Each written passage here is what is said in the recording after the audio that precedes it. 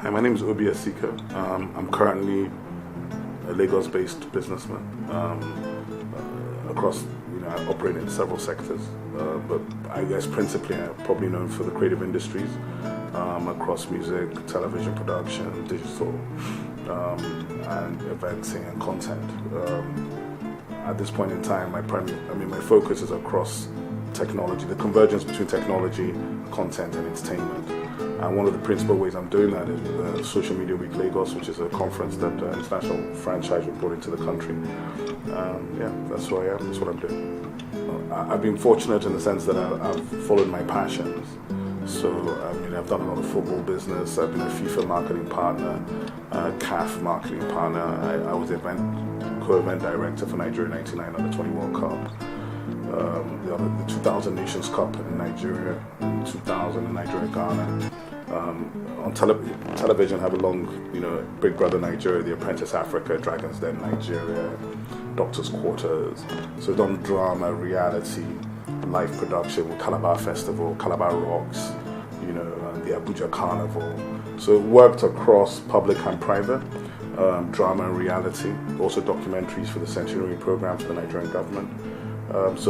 Content, TV commercials, anything to do with content, we've done that. Music, live events, all of those sort of things. I've spent the last sort of decade as a personal passion project, being involved in unlocking the space for Nigerian contemporary music, strategically, and did that working closely with some of the biggest broadcasters, Viacom with MTV, Channel O, Trace, Sound City, Hip TV, Nigezie. And also, of course, we had our own brand, Storm Records, which we pushed out some of the most important talent that's come out of this part of the world, but also pushed some of the other talents, the Barrage, Two-Face, Nato C, Dari, Ikechukwu, Sasha P, Jasmine Olofin, a lot of them, and I'm really proud of what they've achieved and what we achieved together. I think we changed the dynamics of what was thought possible for Nigerian youth and gave them that self-confidence they could go out there and win. So when you see P Square, Flavor, and all these guys, it's WizKid, it just makes me happy. So, I'm happy, and they're getting paid as well, which makes it even better. We should have a lot of money, but we're unlocking an ecosystem, and in that ecosystem, there was no value accorded to these people. Neither was any real money. So everything you've seen has been created over the last 6 years. And I think that some of the talents have begun to see some money, and hopefully they'll retain that income. But I really don't think I made any money out of music. I think that it was something like being like eBay. You just sort of unlock it and hope in future you get a residual income, but certainly not at the time I was doing it. Certainly not. Well, I think taking part in this challenge is partly because as somebody who spent their life driving risk as an entrepreneur, I also understand the need for security. So the investment challenge to me is about, if you're not an entrepreneur, right, then you can take more risk.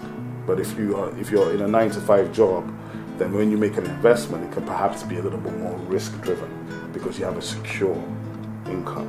If you're an entrepreneur like me, where you have to wake up every day and think about how to generate your income, then your investment may be more about security. So that's my mindset, and that's the way I look at it.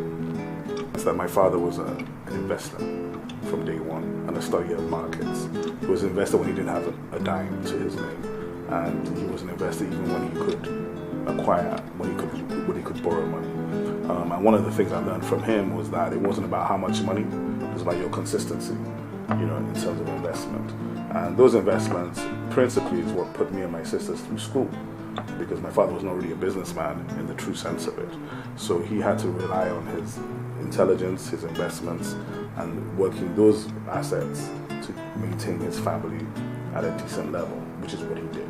So yes, so I have that background, and I understood that from a very young age. But I think once you have a child, it changes everything, and it's like night and day. Before the child and after the child, it's two totally different situations. And when you first have a child, then you begin to realize, oh my God, so all these people have been going through all this stress.